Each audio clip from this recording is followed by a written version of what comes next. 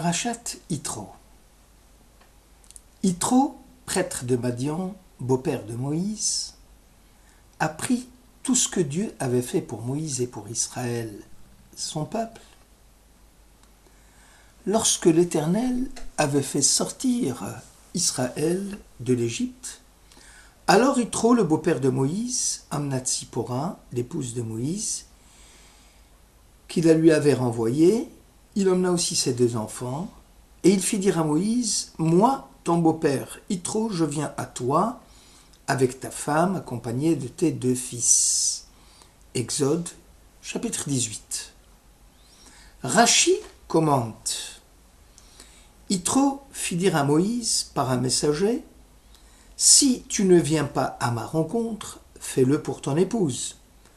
Sinon, fais-le pour tes fils. » Moïse alla au-devant de son beau-père. Ce fut un grand honneur pour Yitro, puisque Moïse, en le recevant, fut accompagné de Aaron et de ses fils, ainsi que de tous les notables d'Israël. Ces commentaires appellent quand même des interrogations.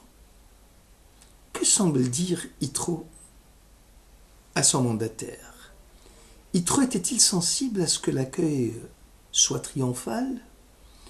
Pourquoi exiger la présence effective de Moïse lors de l'accueil?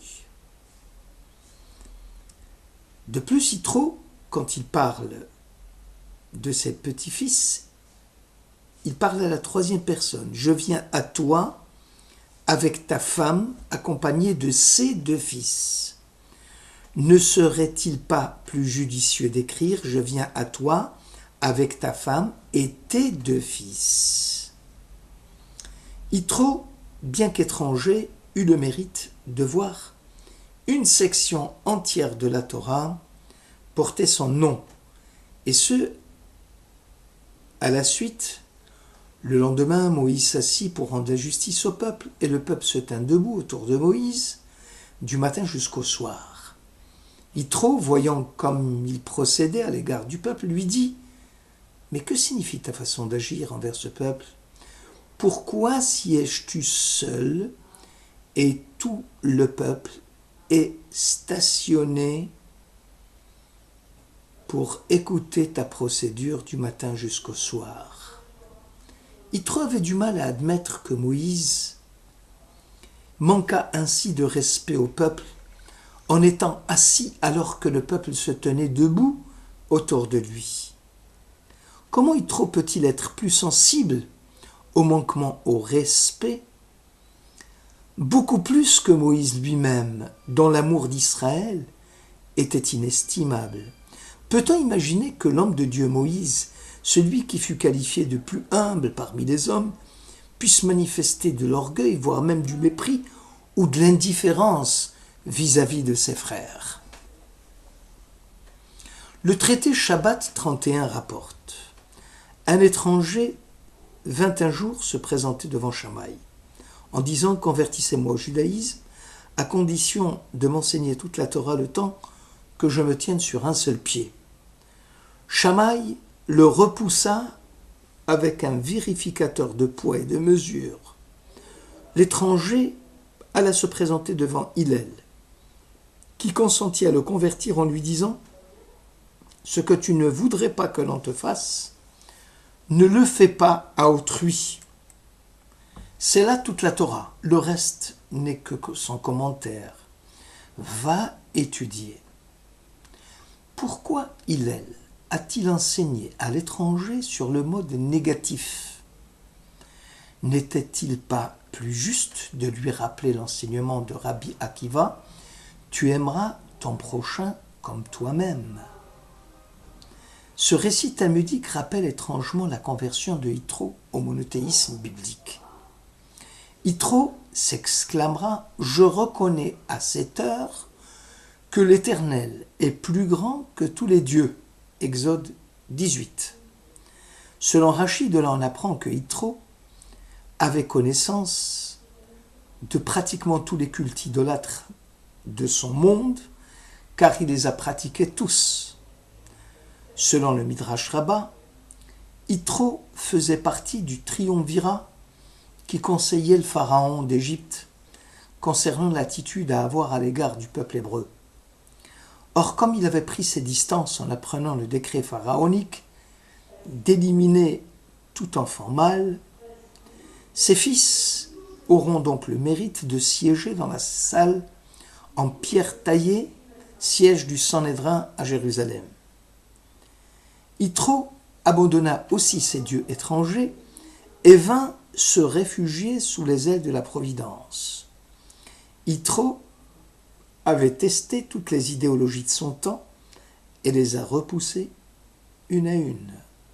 Son adhésion au monothéisme biblique a été le fruit d'une conviction profonde et d'une intuition forte à penser l'ultime et à s'élever vers ce Dieu invisible. Maintenant, dit-il, je reconnais à cette heure que l'Éternel est plus grand que tous les dieux. La foi de Yitro n'a pas été une foi sur un coup de foudre. Elle n'est pas née de rien, par inadvertance et sans préparation. La foi de Yitro, celle qui fait prévaloir la volonté divine sur la sienne, provient de l'approfondissement sans relâche du sens du mystique. La quête de Dieu s'est faite chez lui par substitution, par élimination des autres divinités.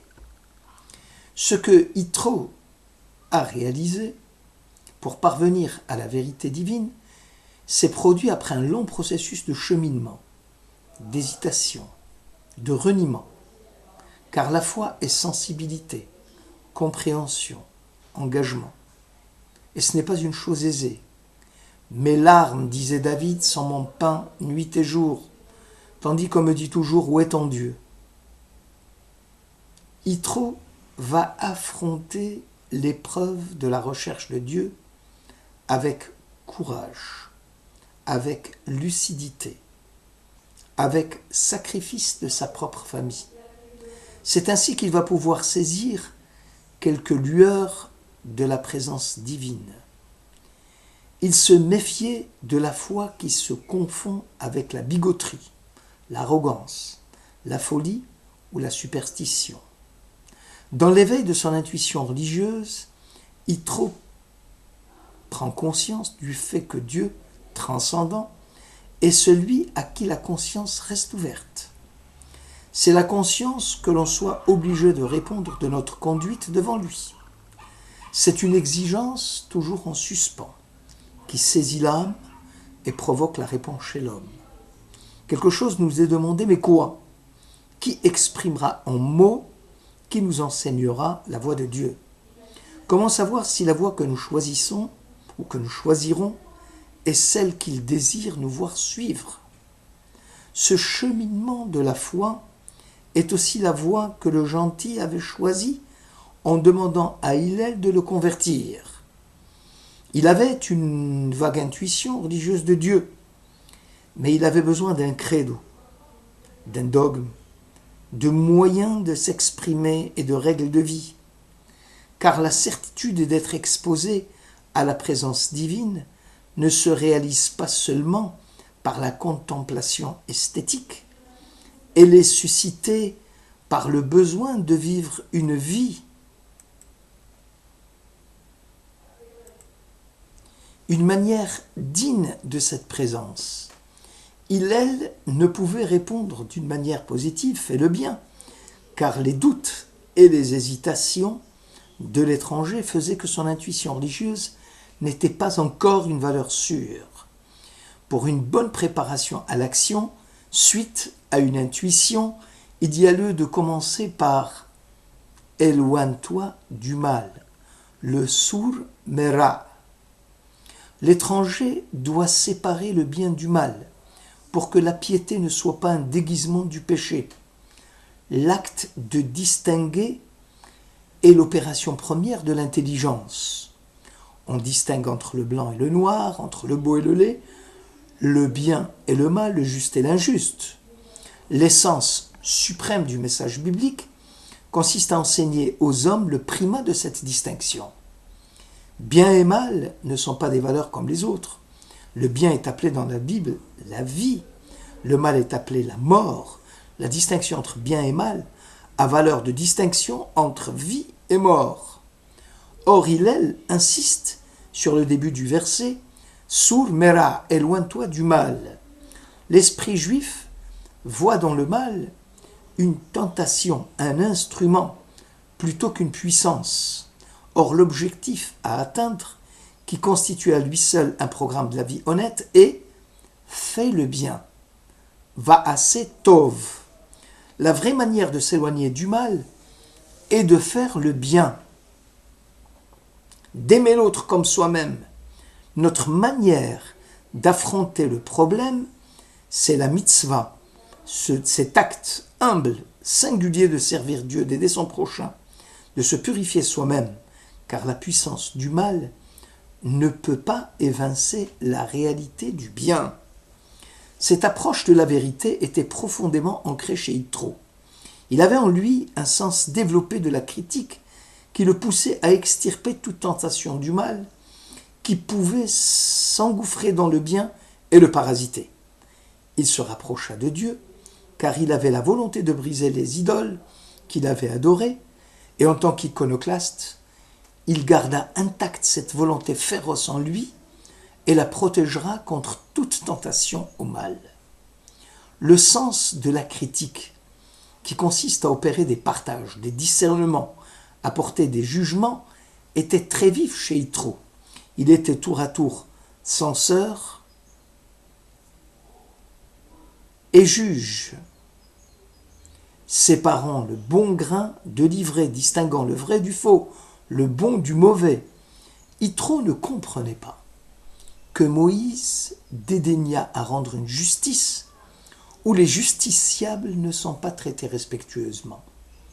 Il ne put résister à la dénonciation d'un tribunal qui s'érige en source de loi unique émanant d'un seul homme, fût-il Moïse, l'homme de Dieu. Yitro ne pouvait admettre une juridiction où un homme siège seul pour rendre la justice. Cela s'apparentait pour lui à l'arbitraire, ce qu'il avait combattu toute sa vie durant. Aussi trop va tenser Moïse, en lui traçant les limites au-delà desquelles il ne peut s'aventurer sans dévoyer la justice elle-même. Or, c'est encore difficile d'imaginer Moïse négligeant à ce point le respect dû au peuple d'Israël et sans qu'il s'en aperçoive. Une partie de cette réponse se trouve dans ce que Rachi écrit à propos du premier verset de la section Vayera, Genèse 18. L'Éternel se révéla à Abraham dans les plaines de Mamré, tandis qu'il était assis à l'entrée de sa tente pendant la chaleur du jour. Abraham chercha à se lever. Dieu lui ordonna de rester assis, alors que Dieu demeurait en station debout. Cela sera un signe, dit l'Éternel, pour la génération à venir. Lorsque le tribunal siégera, je serai debout, comme il est dit, Hachem Nitzav Ba'adat El, au psaume 22, Dieu se tient debout dans l'assemblée divine. Le Maharal de Prague renchérit. Celui qui éprouve de l'amour sincère pour autrui se fiche si cet autre reste assis ou se lève lorsque son ami lui rend visite. Israël, en prenant une décision de justice qui conduit à la reconnaissance de l'innocence ou de la culpabilité du prévenu lors d'un jugement du tribunal, n'a pas à s'offusquer de voir le Saint béni soit-il rester debout. C'est plus un signe d'amour et d'affection qui lie Dieu à Israël et Israël à Dieu. Moïse éprouvait des sentiments d'amour vis-à-vis du peuple d'Israël, très forts. Aussi, tous les signes extérieurs de la bienséance sociale, du derech eretz furent mis de côté. Les convenances, les conduites sociales, en accord avec les usages, dans le respect de certaines formes, étaient négligées, tant la proximité de Moïse et d'Israël était grande. Que Moïse soit assis et que les fils d'Israël soient debout, cela ne revêtait pas une grande importance, ni aux yeux de Moïse, ni aux yeux d'Israël. Yitro était un gentil. Seule la raison et la logique pure l'amenèrent à adhérer au judaïsme. Seule la critique, qui est une forme juridique de la raison, lui avait permis de discerner le monothéisme d'Israël des autres idéologies en cours. Yitro ne pouvait encore soupçonner les sentiments fraternels forts qui rattachaient Moïse à Israël et qui relevèrent plus de l'affection réciproque entre partenaires dans un mouvement de tendresse et d'attachement à des valeurs et à des idéaux jusqu'au désir de s'y dévouer. Plus tard, l'histoire nous enseignera que les disciples de Rabbi Akiva furent décimés car ils oublièrent de pratiquer les règles fondamentales du respect pour autrui. Alors que leur maître prodiguait l'enseignement « Tu aimeras ton prochain comme toi-même », en fait, les disciples n'ignoraient pas les règles de la considération et du sentiment qu'impose la valeur d'une personne et qui conduit à s'abstenir de toute action ou de tout jugement qui pourrait lui porter atteinte. Or, les disciples, du fait de leur affection des uns pour les autres et de la tendresse qu'ils manifestaient les uns aux autres, pensaient vouloir se libérer des manifestations extérieures, ce qui leur paraissait superficiel par rapport aux égards qu'ils avaient les uns pour les autres. Aussi seront-ils sanctionnés, car la loi morale qui commande le respect et qui m'en inspire à l'égard d'autrui, à l'égard de moi-même, ne doit jamais négliger les artifices extérieurs qui fondent le respect même. Le Maharal explique ainsi l'annonce de la venue de Yitro et l'accueil qu'il attendait de recevoir de la part de Moïse et d'Israël. Ce n'est pas une recherche des honneurs qui motive Yitro, mais le fait d'éviter à Moïse l'opprobre qui s'en suivrait, car les gens s'imagineraient que Moïse éprouve un sentiment de honte vis-à-vis de son beau-père, l'ancien idolâtre, l'exclu du pouvoir, qui vient aujourd'hui, parce que justement exclu, se mettre sous les ailes de la Providence, alors que Yitro a entrepris seul la quête du chemin de Dieu, et ce, malgré l'exclusion dont il fut victime de la part de ses administrés. Yitro ne voulait en aucun cas être exclu une seconde fois, cette fois-ci de la communauté d'Israël. Aussi veille-t-il à ce que l'accueil qu'on lui réserve soit digne. Shabbat Shalom.